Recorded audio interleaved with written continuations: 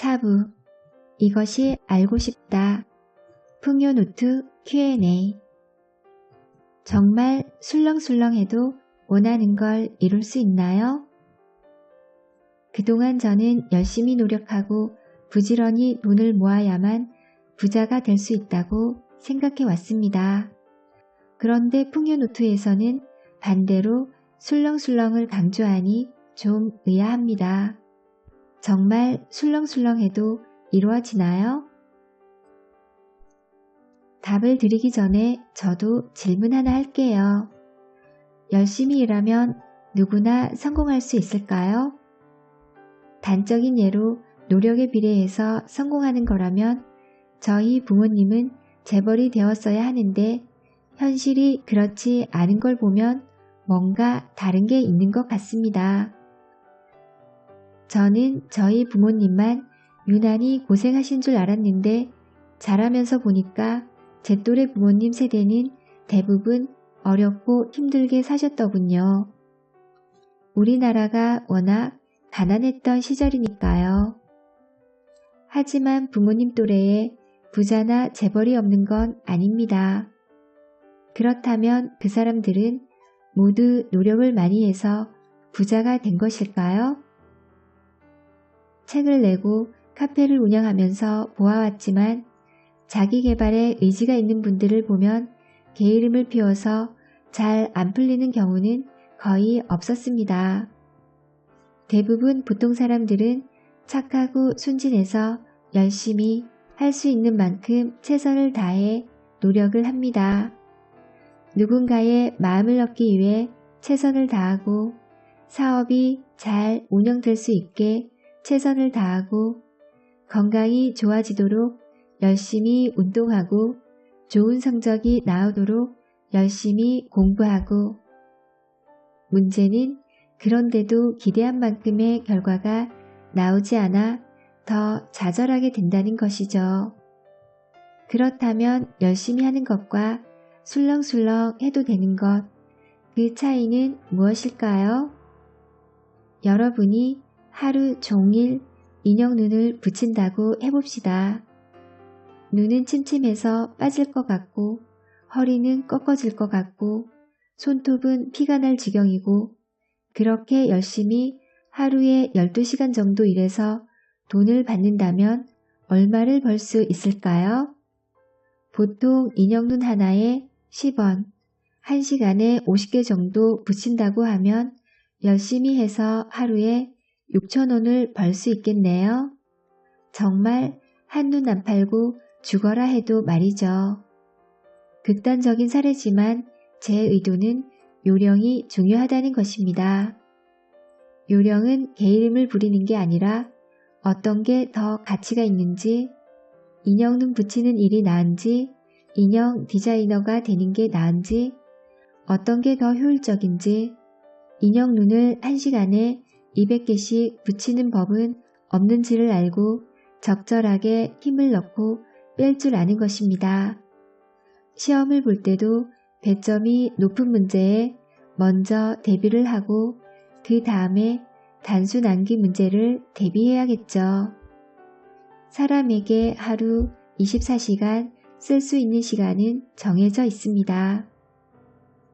하지만 잠재의식을 효율적으로 움직이는 방법을 알면 10시간 할 일을 5시간 만에 할 수도 있습니다. 이렇게 하는 걸 보고 사람들은 저 사람은 술렁술렁 하는데도 잘 풀린다고 말하는 것입니다. 많은 분들이 결과가 잘 안 나오면 내가 게을러서, 내가 노력을 안 해서, 내 머리가 나빠서 라면서 자기를 책망하고 미워합니다. 지금도 뭔가 엄청 힘주어 가면서 지치도록 자신을 몰아붙이다 이 책을 보게 됐을지 모릅니다. 열심히가 필요한 순간은 그리 많지 않습니다. 오히려 열심히 의지를 불태우겠어 라고 하면 다음 순간에는 반드시 그만큼의 에너지 소진 혹은 반작용만 거세게 일어나더군요. 프로 운동선수들도 좋은 성적을 낼 때는 물 흐르듯 자연스럽게 경기에 임할 때입니다. 반복하는 이야기지만 풍요노트는 잠재의식을 바꿔서 술렁술렁 풍요를 끌어오는 방법입니다. 이루려고 너무 애쓰지 말고 편하게 되면 좋고 아님 말고식으로 하세요. 최소한 아둥바둥 살았던 날들에 비해 스트레스부터 확 줄어드는 것을 느낄 수 있을 거예요. 돈을 쓰고 나면 죄책감이 느껴집니다. 학생인 저는 부모님께 용돈을 받아서 쓰는 입장이라 돈을 쓰면 죄책감이 느껴지곤 합니다. 풍요노트에서는 가치 있는 지출에는 감사의 감정을 가지라고 했는데 부모님을 뵈면 죄송스럽고 소비는 안 할수록 좋은 게 아닌가요? 먼저 학생인 만큼 하고 싶은 것도 사고 싶은 것도 많은 나이일 거라 생각이 듭니다. 아직 경제력이 없는 상태에서 부모님께 의존하다 보니 지출을 하면서 죄송한 마음이 든다는 부분도 공감이 가고요. 비슷한 사례로 책을 읽고 메일을 보낸 주부님이 계십니다. 빡빡한 가게 살림에 늘 자녀와 직장 생활을 하는 남편 위주로 지출을 하다 보니 어느 순간부터 자신을 위해서 돈을 쓰는 것이 사치로 느껴졌다고 하더군요. 남편분이 회사에서 승진도 하고 연봉도 높아져도 여전히 백화점에서 작은 립스틱 하나 사는 것도 눈치가 보인다고 했습니다. 다른 사람들은 그 주부님을 부잣집 사모님으로 알고 있지만 그분의 마음은 가난했던 것입니다. 지금은 괜찮더라도 그 주부님이 먼저 자신을 잘 대접하지 않는다면 언젠가 남편과 자녀들의 업신여김을 받을지도 모르고요. 굉장히 흔한 케이스죠. 사람을 위축시키고 주눅들게 하는 가장 큰 감정 중에 하나가 죄책감입니다. 누군가에 대하여 미안함이 생기면 그 사람과 대등한 관계가 될 수 없습니다. 뭔가 빚을 지고 있다는 생각에 상대방이 부당한 요구를 해도 참고 받아들이려 하게 되고요. 이런 점을 이용해서 죄책감을 통해 상대방을 조종하려 드는 사람도 있습니다. 일부러는 아니지만 때로는 부모님이 자녀들을 복종하게 하려고 죄책감을 유발하는 경우도 있고 연인 간에도 주도권을 잡으려고 여친 혹은 남친에게 미안함을 유발하기도 합니다.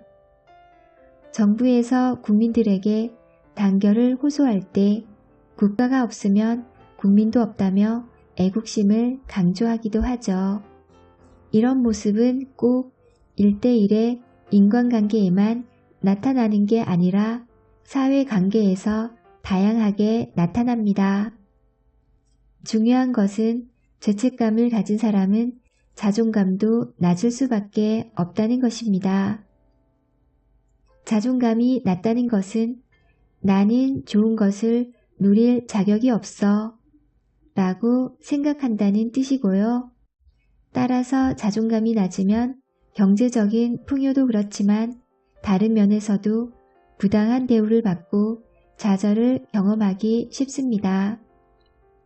풍요노트에서 지출과 소비도 긍정적인 관점에서 볼 수 있다고 말씀드렸지만 저는 소비 예찬론자는 아닙니다.